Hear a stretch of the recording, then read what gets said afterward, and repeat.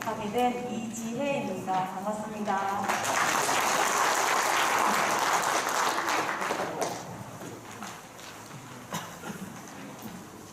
저는 오늘 이제 공도장에서 지도하실 때나 행사장에서 지도할 때 이제 지도자님들께서 생각해야 하는 안전관리에 대해서 강의를 할 예정입니다. 오늘 강의 목차로는 지도자로서 안전계획 수립, 그리고 훈련 장소 선정, 운영에서의 안전관리, 위급상황 발생 시 대응 방법, 응급처치 매뉴얼로 구성하였습니다.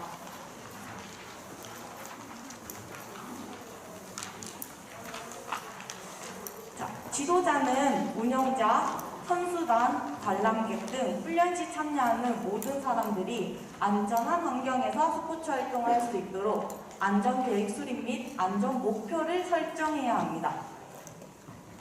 여기서 말하는 안전계획은 훈련 중에 발생할 수 있는 위험을 미리 예측을 하고 사고 예방을 위해 점검 및 대응이 가능하도록 하는 것인데, 자, 공도에서 발생 가능한 위험은 어떤 것들이 있을까요?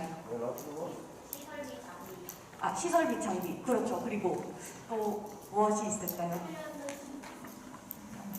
네, 여기 안 나와 있는 거 말씀하셔도 돼요. 제가 생각했을 때는 저도 이제 공도를 해보진 않고 이렇게 보기만 했었는데, 시설도 중요하고, 그 다음 장비가 되게 중요하다고 느껴졌고, 활 자체가 일반인들이 보기에는 위험할 수도 있으니까 그 활 관리나 그런 것들이 이제 중요하다고 생각을 했는데, 여기서 이제 보시면 사전에 이제 장비 관련해서 주기적인 점검이 필요하고, 기본적으로 저희가 시설물에 대해서는 소방이나 전기, 상하수도, 필드, 그리고 설치물, 팀 개인의 안전장비의 점검이 필요하게 되어 있습니다. 그리고 앞서 말했던 것처럼 발생 가능한 위험을 미리 예측하고 빈번히 발생하는 사고에 대해서는 사고 방지를 위한 대책을 별도로 수립하여야 합니다. 경력이 오래된 지도자분들은 그동안 겪었던 안전사고나 여러 데이터들이 많이 쌓여 있겠지만, 경력이 오래되지 않은 코치님들, 선수들에게는 훈련 중에 발생할 수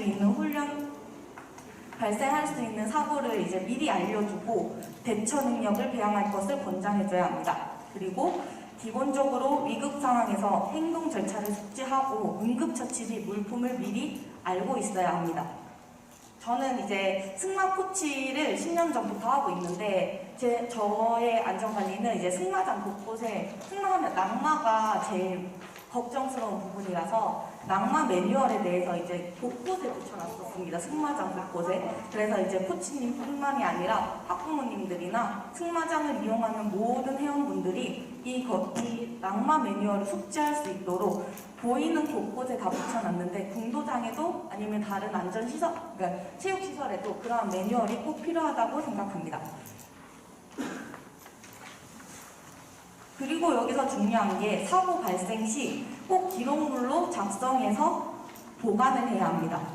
사고가 났을 때 언제, 어디서, 어떻게 났는지, 그리고 사고 개요, 경위, 조치 사항 등을 포함한 보고서 작성으로 해야지 나중에 보험 처리나 이제 사후에 잘잘못을 좀 따질 때나 이럴 때 중요한 자료가 될 수 있기 때문에 사고 발생 즉시 환자 이제 응급처치하고, 그 다음에 관리자분들은 무조건 보고서 작성을 해서 미리 그 서류를 보관하고 있어야 합니다. 다음은 훈련 장소 선정에서 안전관리에 대해서 설명드리겠습니다. 훈련 장소에서 이제 고려해야 되는 부분들인데, 훈련에 적합한 장소를 선택하는 데 있어 여러 가지 종합적으로 고려할 때, 장소가 이제 대회 기준으로 적합한지, 그리고 대회 장소의 접근성이 좋은지, 그리고 소방서나 병원 등 협력기관과 접근성은 어떤지, 편의시설로 치면 차량 이동이나 주차, 화장실 등을 고려해서 대회장을 선정을 해야 되는데, 지금은 대회가 진행되는 장소가 거의 정해져 있는 걸로 알고 있습니다. 그래서 정해져 있는 공도장일 경우에는 어떤 조건이 기준이 되는지 체크해 볼 필요가 있고, 경기 조건이나 운영시설, 연습장, 필수시설, 주변 안전 사항 등을 고려해서 대회 장소를 선정할 때 한 번 더 체크해 볼 필요가 있습니다.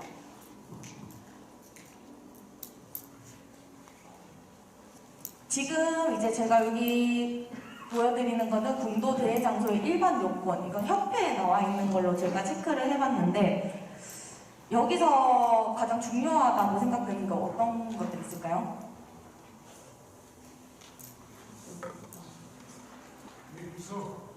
대피소. 네, 그렇죠. 대피소. 네, 대피소도 중요하고. 보통 시합할 때 궁도장에서 이 모든 것들이 다 지켜진다고 생각하시나요? 예. 아, 네. 네. 제가 봤을 때는 이제 뭐 다 중요하겠지만, 관역과 관역 사이의 거리, 그리고 관역 후면의 안전지대. 요즘에 이제 간간히 제가 신문을 봤을 때 연습장에서 이제 활이 다른 논밭으로 이제 날아가서 이제 그거에 대한 민원도 많이 들어온다고 들었는데, 대회장에서만큼은 저희가 이런 안전을 정확하게 지켜서 대회를 운영해야 된다고 생각을 합니다. 그래서 이제 운시대는 좌우 한 개가 설치가 맞지만 무두기한 경우에는 한 곳만 설치해도 된다고 돼 있고, 4대포구 순서 간의 거리를 80cm 이상으로 하고, 관과 관 사이에는 4대 간격을 1m 이상 폭을 유지해야 된다고, 확보해야 된다고 명시되어 있습니다. 이 부분은 저보다 지도자님께서 더 잘 안다고 생각하시고 한번 체크만 부탁드리겠습니다. 다음 대회 훈련 운영에서 지도자는 선수단 자체 점검을 통해서 부상 예방 및 사고 발생 시 적절한 대응을 할 수 있도록 인지를 하고 있어야 합니다. 네, 지도자를 포함한 같이 간 선수들, 스태프들이 참가 전에 이제 건강 상태, 사고 발생 시 대처 방안, 안전 장비 착용을 했는지, 그리고 그런 것들을 확인할 수 있어야 되고, 이를 위해서 지도자는 선수, 의료진, 모든 선수단이 사고 예방 및 대처를 위한 방법을 알고 있는지 체크를 하도록 권장하고 있습니다. 그러니까 우리가 이제 대회장 가기 전에 기본적으로 일어날 수 있는 사고들, 그 다음에 주의해야 되는 것들을 지도자님들은 먼저 한 번 더 인지시켜주고 대회장으로 가야 되고, 대회장에 도착해서도 그런 것들을 한 번 더 인지시켜줄 필요가 있습니다. 이제 뭐 대회 전날 이제 선수단 컨디션도 체크를 해줄 수가 있고, 뭐 그다음 평소에 안 좋았던 부분, 근육이나 관절, 심장, 뭐 호흡기, 그 이상의 이상 유무들을 점검하고, 그리고 중요하죠, 음주 여부와 사전 부상 부위를 미리 점검해 주셔야 됩니다. 예전에는 궁도가 약간 축제 분위기여서 항상 대회장에 음주 간부가 같이 있었다고 들었는데, 요즘에는 거의 이제 문화가 많이 바뀌었다고 들었는데, 그래도 간혹 이렇게 음주 하시는 분들이 있다고 들었습니다. 이제 그런 것들을 좀 더 이제 궁도를 발전시키기 위해서는 좀 지도자님들께서 먼저 사전에 다 체크가 필요한 부분이라고 생각이 듭니다.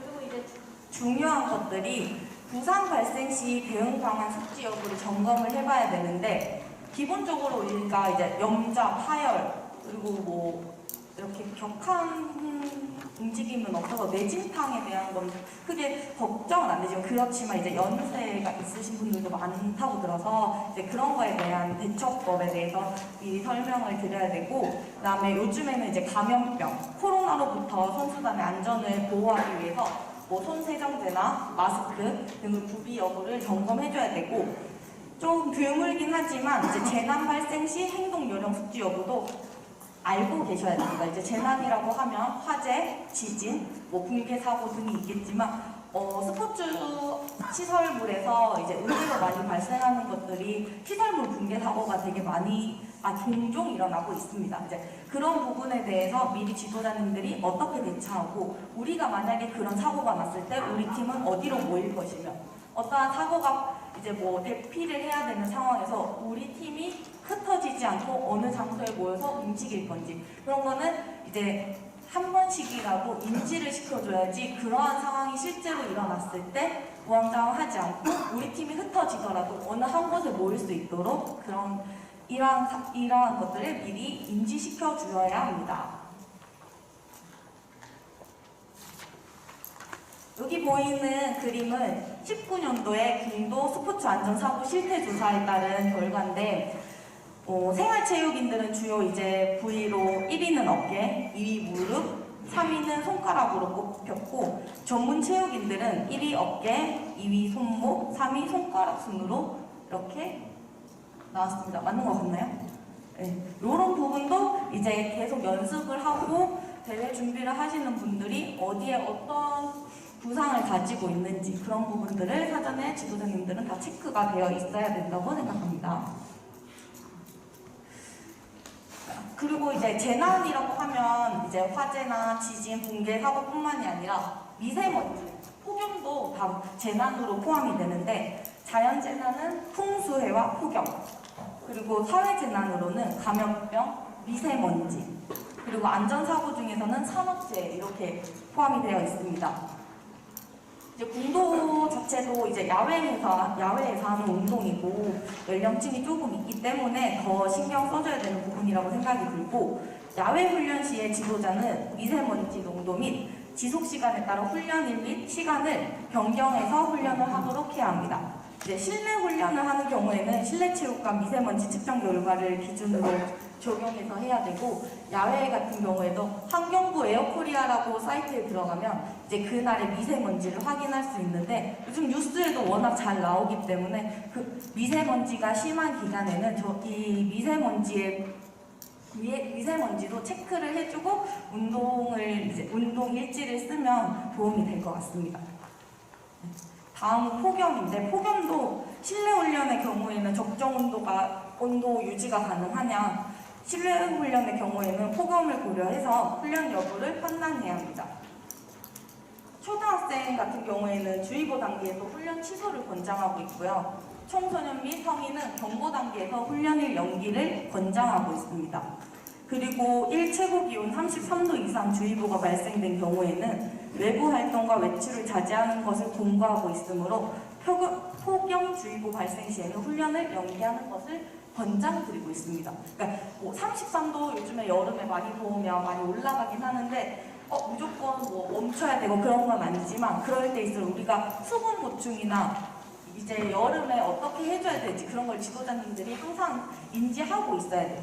그리고 이제 폭염으로 인해서 발생할 수 있는 것들이 우려증, 그리고 열경련 이런 것들이 있고, 그다음에 이제 열경련 환자에게는 그늘에서 쉬게 해주고, 그다음 소금물 같은 거 이제 좀 섭취할 수 있게 도와줘야 되고, 폭염 발생 시에는 훈련을 연기를 권장하지만 33도 이상인 상태가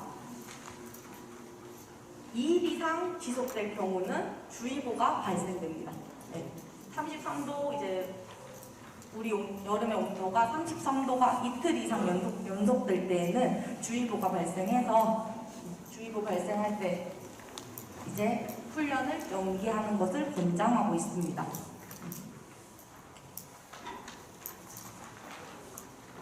다음 훈련 프로그램을 구성할 때에도 우리가 준비 운동이나 본 운동, 정리 운동 순으로 해서 대상자에 맞는 적절한 운동 강도와 시간을 고려해서 구성하고 진행해야 합니다. 네.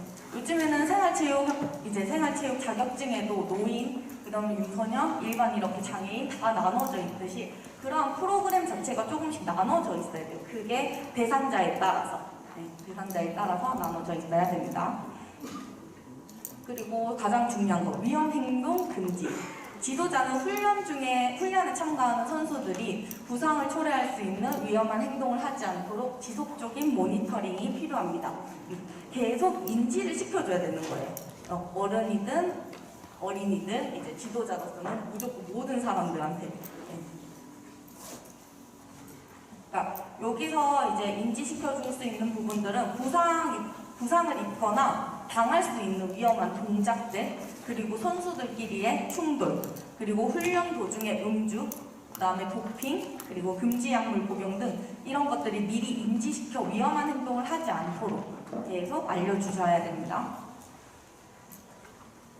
위급 상황 발생 시 대응 방법으로 반복적으로 제가 지금 설명드리고 있는 훈련 중 부상, 사고 이러한 것들에 대해서 즉각적인 대응을 할 수 있도록 응급의료 시스템을 운영해야 됩니다.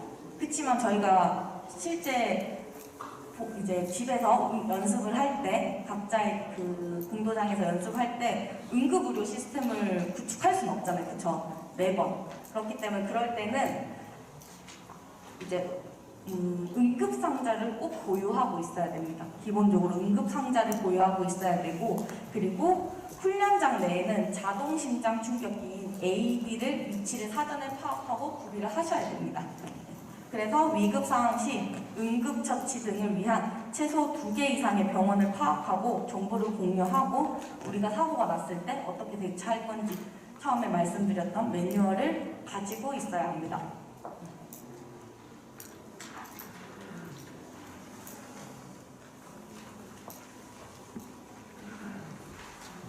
이 페이지는 이제 궁도 안전 가이드라인 체크리스트로 이제 지도자님들께서 이렇게 우리가 운영하고 있는 궁도장, 내가 이제 지도하고 있는 궁도장에서 체크해야 되는 부분 잘 체크되고 있는지 각자 한번 해보시면 좋을 것 같습니다.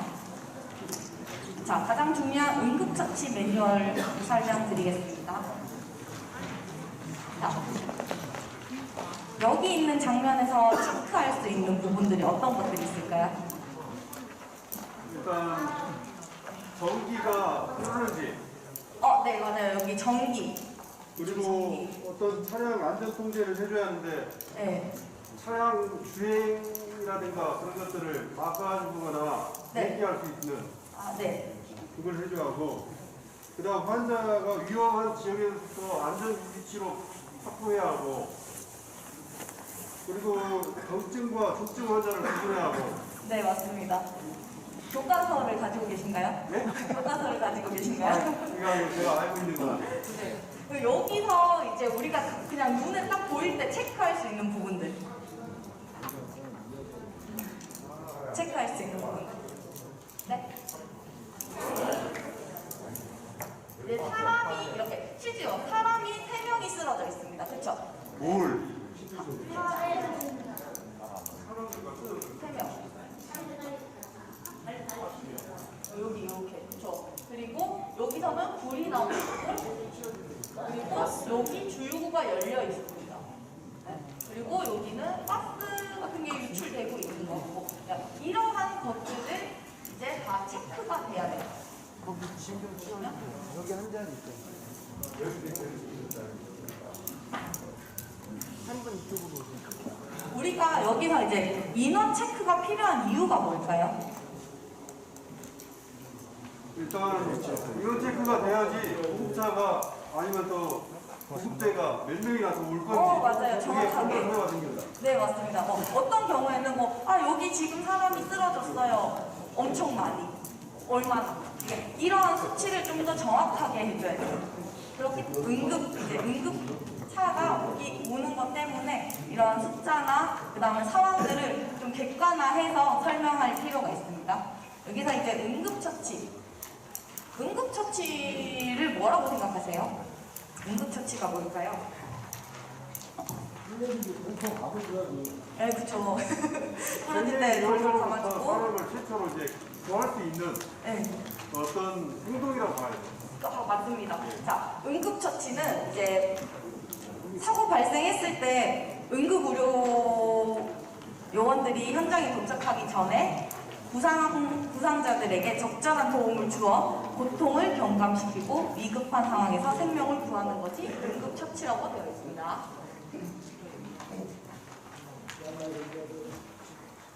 피안나게 해주고 고정시켜주고, 네, 그렇죠. 깨워주고 기절하지 않게.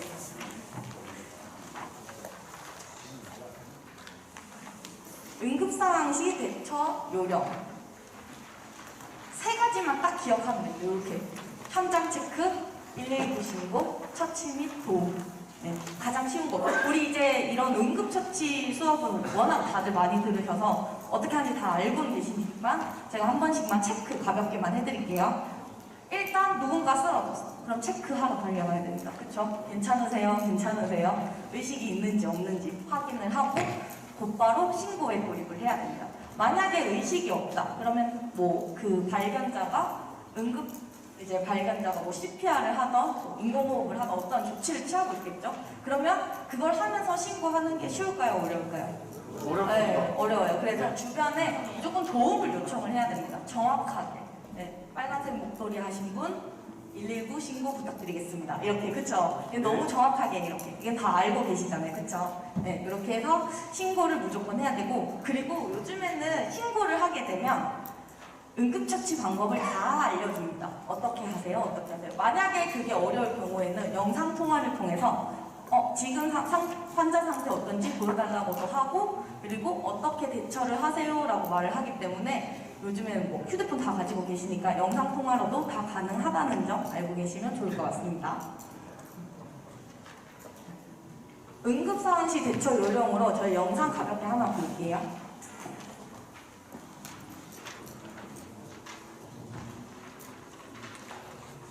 괜찮아요? 여보세요? 괜찮아요? 누가 119 신고 좀 해주세요.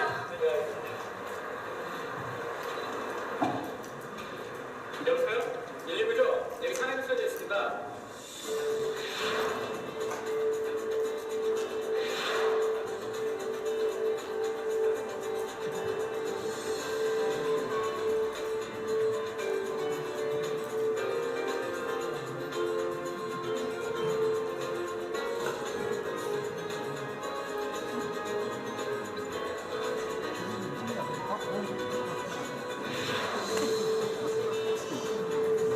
이거는 너무 연출된 장면이긴 한데 요즘에는 이제 인공호흡을 꺼려하는 경우도 많아서 호흡 넣진 않고 호흡이 조금이라도 있다고 생각이 들면 그냥 이제 심폐소생술만 진행을 하고 권장하고 있습니다. 다섯, 여섯, 일곱, 여덟, 아홉, 열, 열하나, 열둘, 열셋, 열넷, 열다, 열여, 열일곱, 열여덟, 열아홉, 스물, 스물하나, 스물둘, 스물셋, 스물넷, 스물다섯, 스물여섯, 스물일곱, 스물여덟, 스물아홉, 30번씩 반복적으로 진행하는 거 한 번 더 체크 부탁드릴게요. 자, 현장 조사에서는 어떤 걸 체크해야 될까요, 우리가? 일단 그 현장이 안전한지, 네, 그쵸, 맞아요. 위험하면 그 안전 지역으로 대피해야 하고. 맞습니다. 네.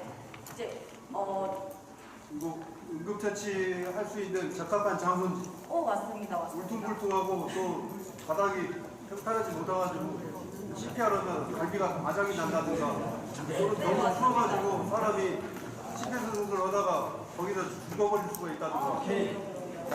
이제 위험 요소가 있는지 없는지 체크가 필요하고, 이제 위험 요소가 없다고 하면 웬만하면 환자는 옮기지 않는 것을 권장하고 있습니다. 이제 어떻게 다쳤는지 뭐 그런 게 정확하지 않은 상태에서 환자를 옮기는 것은 부상을 악화시키는 주요 요인이 될 수 있기 때문에, 만약에 거기가 도로 한복판이거나 뭐 차들이 쌩쌩 다닌다라고 하면 환자를 급하게 옮겨야겠지만, 그렇지 않은 상황에서는 이제 현장을 통제하고 그다음에 환자는 최대한 움직이지 않게끔 이제 옮기지 않는 걸로 이렇게 권장을 하고 있습니다.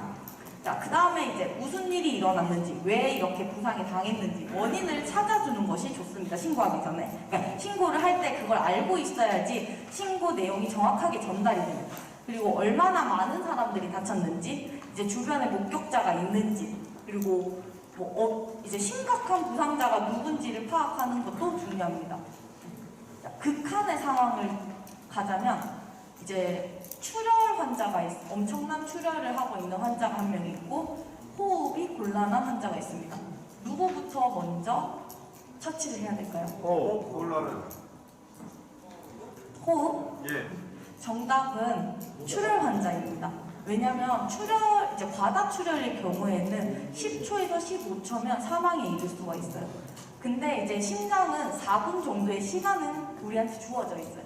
그렇기 때문에 과다 출혈 환자에게 먼저 다가가서 처치를 그러니까 정말 극한의 상황이고 나 혼자밖에 없고 딱 2명의 환자가 있다라고 했을 때 이제 과다 출혈 환자가 조금 더 위험하다. 둘 다 위험하지만 그런 거 알고 계시면 좋을 것 같고요. 그 다음에 이제 혼자 대처할 수 없는 경우에는 당연히 목격자나 뭐 주변 사람들한테 이제 도움을 달라고 요청을 해야 합니다.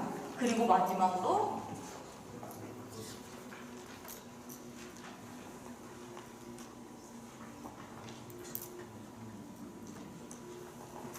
이제 119에 이제 응급의료기관에 도움을 즉시 요청을 할 때 이제 가능하면 주변 사람들한테 좀 전에 말씀드렸던 것처럼 이제 주위 사람들한테 전화해달라고 요청을 하고 그다음에 상담원한테는 필수 정보를 주는 게 좋습니다.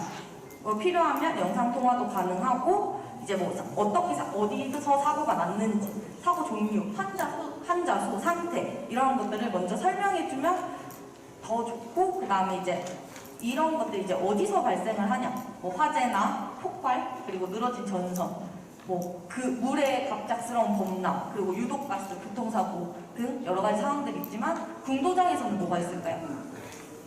궁도장에서는 어떤 사고가 있죠? 궁도장에서? 일단 연습 나이가 많으신 분들이 이제 심정지가 온다든가. 네, 심정지. 예. 화살을 체크를 안 해가지고 손을 뜯는 경우가 있어요.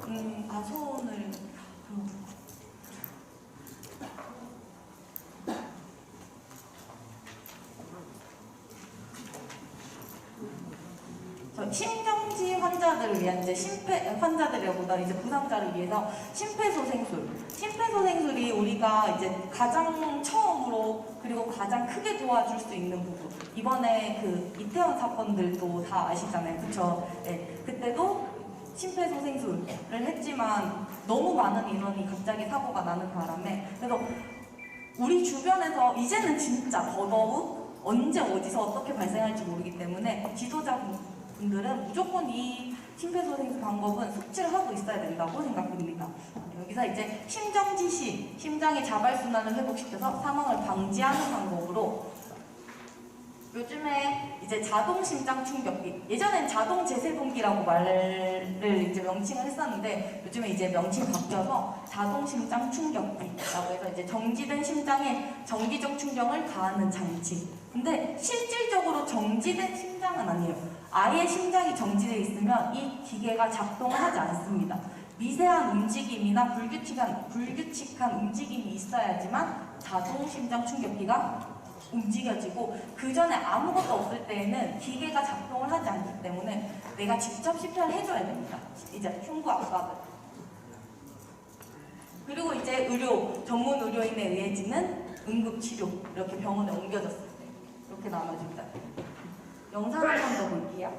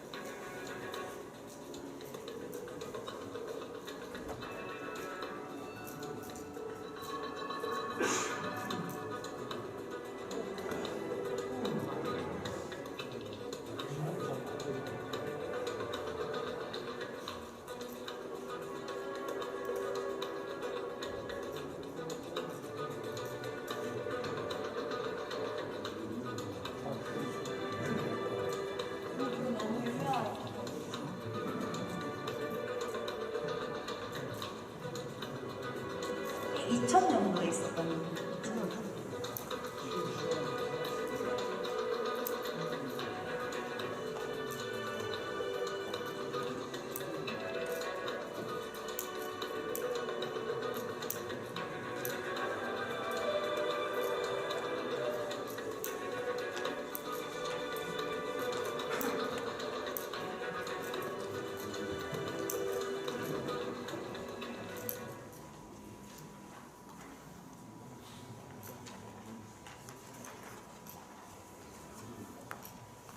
심폐소생술이 필요한 이유, 영상으로 이미 우리는 다 느꼈다고 생각이 드는데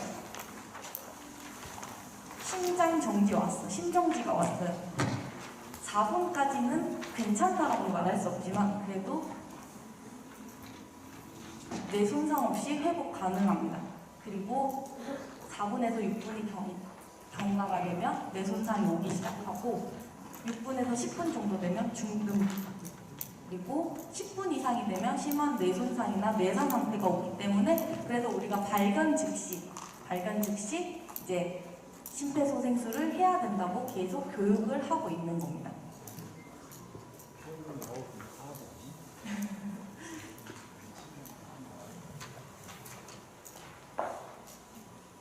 심폐소생술의 원리에 대해서 한번 가볍게 보시면 될 것 같습니다. 흉부 압박, 그리고 인공호흡, 그리고 흉부 압박은 이제 심장의 역할을 해주는 거고 인공호흡은 폐의 역할을 해주는 겁니다.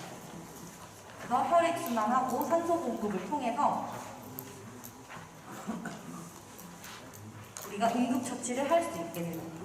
요거를 이제 잘 기억해 두셔야 됩니다. 시험 문제는 나오진 않고 기본적으로 다 안다고 생각하기 때문에 인공호흡에 대해서 한번 영상 한 번 더 시청하겠습니다.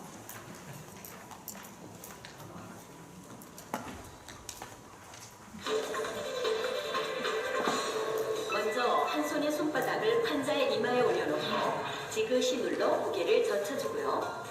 턱을 들어올려 기도를 열어줍니다. 이때 팔이나 손으로 목을 누르지 않도록 주의해야 합니다. 그래야 공기가 잘 들어가니까요. 이제 본격적으로 숨을 불어넣겠습니다. 이마에 댄 손의 엄지와 검지로 환자의 코를 막고 자신의 입으로 환자의 입을 완전히 덮습니다. 공기가 새어나가지 않도록요. 그리고 환자의 가슴이 올라오는 것을 눈으로 확인하면서 1초씩 2번 숨을 불어넣습니다. 선생님, 네. 지금 요즘에는 이게 메뉴를 바뀌었던데요. 인공호흡하고 흉부압박만 하던데요. 아, 네. 전문으로 배운 사람하고 배우지 않는 사람 차이입니다. 네, 이제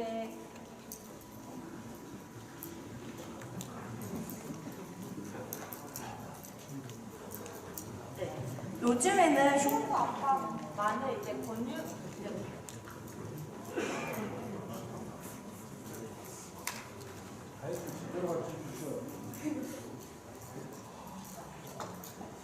잘 들리시나요? 아, 네. 흉부 압박을 권장하고 있고 인공호흡은 뭐 안 해도 된다까지는 아니지만 인공호흡도 해주면 좋아요. 왜냐면 우리가 아까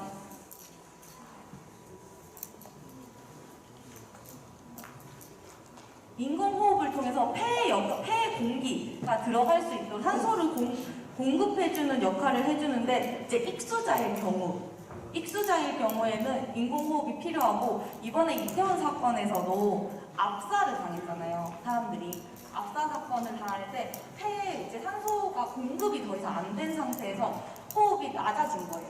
그럴 때에도 이제 흉부 압박도 필요한데 인공호흡이 중요하게 필요합니다. 그래서 이제 뭐 요즘 워낙 이제 코로나나 뭐 이런 것들 때문에 사람들이 인공호흡 하는 것 자체를 꺼려 하긴 한데 위급 상황에서는 무조건 해줘야 된다고 해줘야 되는 겁니다. 그리고 이제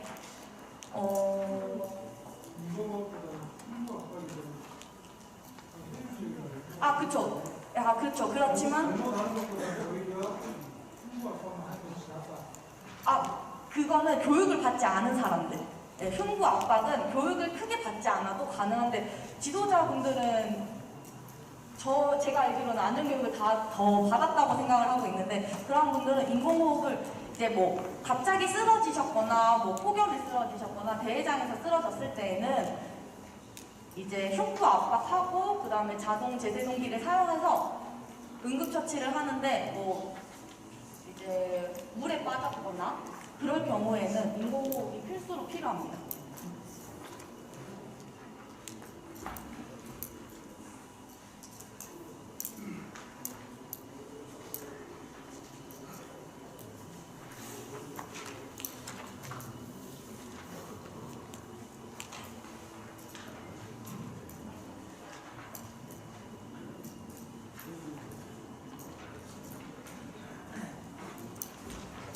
자동심장 재생기인데 저도 이제 수정을 덜 했네요.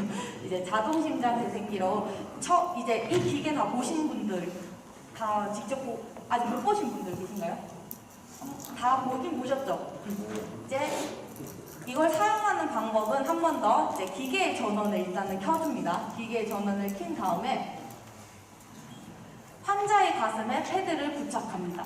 환자의 가슴에 패드를 부착할 때 옷 위에 부착을 하는 게 아니라 상의를 다 탈의시킨 다음에 와이어나 그런 거 없는 상태에서, 왜냐면 이건 전기의 전류 흐름이기 때문에 뼈에 붙이거나 아니면 뭐 그런 옷이나 와이어에 걸리게 되면 전류가 다르게 흐르기 때문에 맨살에 환자의 가슴에 패드를 부착해줘야 되고, 그 다음에 패드에 커넥터를 연결해줘야 됩니다.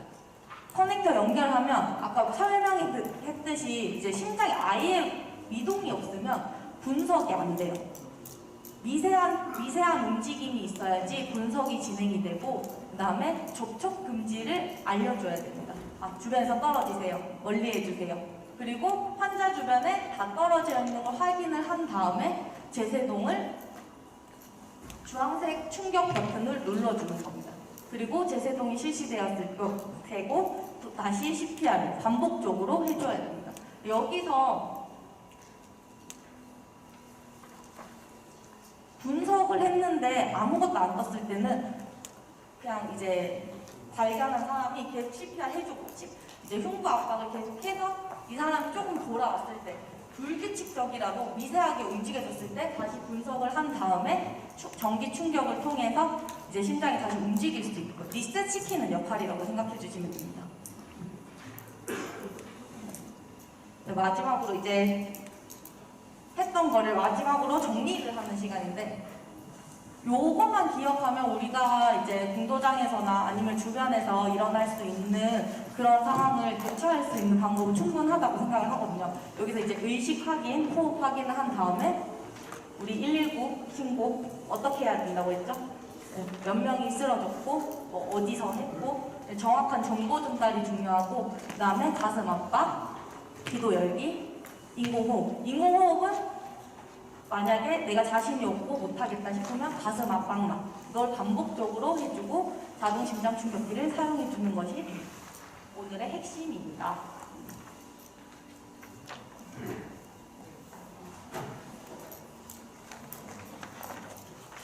이상으로 강의를 마치겠습니다.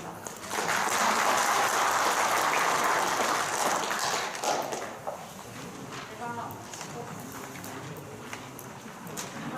시험 문제를 정확하게는 설명드릴 수 없죠. 그러니까 가볍게 이제 우리가 했던 복습을 한번 하자고 하면, 안전계획을 수립할 때 방법, 우리 안전계획 수립 방법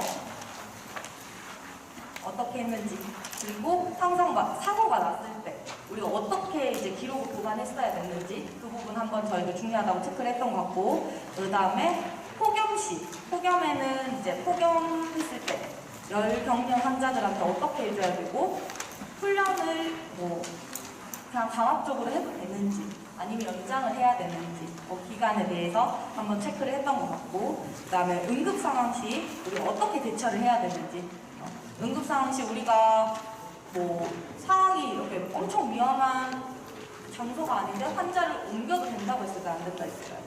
네. 환자는 최대한 그 자리에서, 그리고 거기서 응급처치하고 신고하고, 웬만하면 구급차를 이용해서, 하지만 정말 위급 때는 어떻게 해야 되죠? 위급 상황, 정말 이거는 구급차를 기다릴 수도 없다. 우리 자차 이용해서 빠르게 움직이셔야 됩니다. 이 부분 한번 체크해야 되고, 그다음에 이제 심폐소생술을 중단할 수 있는 경우에 대해서 설명을 드리지 않았는데, 심폐소생술을 그만해도 된다라고 하는 거는 환자가 정상적으로 회복이 됐을 때, 그리고 다른 응급 요원이 와서 대처 가능할 때, 그리고 자동 심장 충격기를 사용할 때, 그리고 제가 이제 발견자가 지도자가 죽을 것 같은데 끝까지 CPR을 해야 될까요? 내가 죽을 것 같은데? 그럴 때는 잠깐 멈춰야 돼요. 왜냐면 나의 회복도 이 사람한테 영향이 가야 되기 때문에 내 회복도 최선을 다하지만 내가 진짜 죽을 것 같아. 그럴 때는 잠깐 멈춰도 됩니다. 네. 그리고 내가 이러한 것들을 이제 한다고 했을 때, 여기 저희가 오늘 강의에는 안 들어갔는데 너무나도 잘 알고 있는 법이 하나 있어요. 뭘까요? 선한 사마리안 법이라고 다들 알고 계시죠? 선한 사마리안 법. 위급 상황을 행동하고 우리가 보상을 바라고 하는 행동이 아니라 진짜 이 사람을 구하기 위해서, 악의에 찬 게 아니라 정말 신념에 따라서 이 사람한테 행동을 했는데 이 사람이 뭐 사고가 더 악화될 수도 있잖아. 그렇지만 우리가 저 사람이 더 잘못됐으면 좋겠어 라는 그런 마음으로 가진 게 아니기 때문에 이건 법으로 보호되고 있어서 그런 것들을 선한 사마리안 법으로 이제 지칭하고 있는 거 한 번 더 체크해 주시면 좋을 것 같습니다. 네, 이상입니다. 감사합니다.